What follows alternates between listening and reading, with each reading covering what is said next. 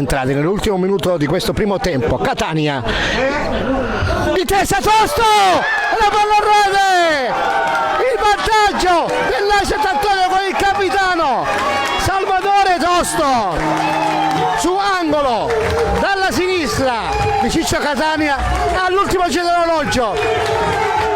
Dedica speciale in tribuna alla mamma di Salvatore Tosto e al piccolo Sant'Antonio 1, Ionica 0 al 44esimo. La rete di testa da parte di Salvatore Tosto per il vantaggio della formazione biancazzurra.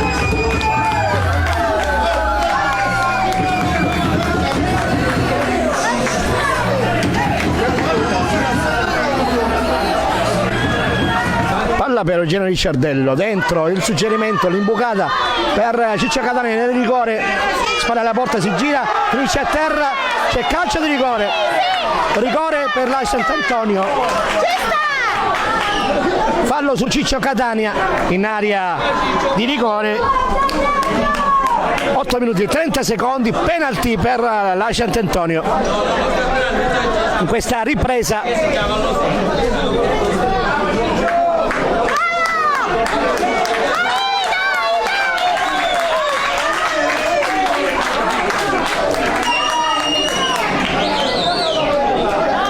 Tosto contro Quartarone, fischio arbitrale, ma il capitano Tosto, la palla a rete, il raddoppio dell'Ace Sant'Antonio, Salvatore Tosto, ancora lui in rete, occhi alla tribuna per il piccolo di casa, anche questa casa, la dedica è per lui, fuori in tribuna. Salvatore Tosto, doppietta per lui e raddoppio per la formazione di casa.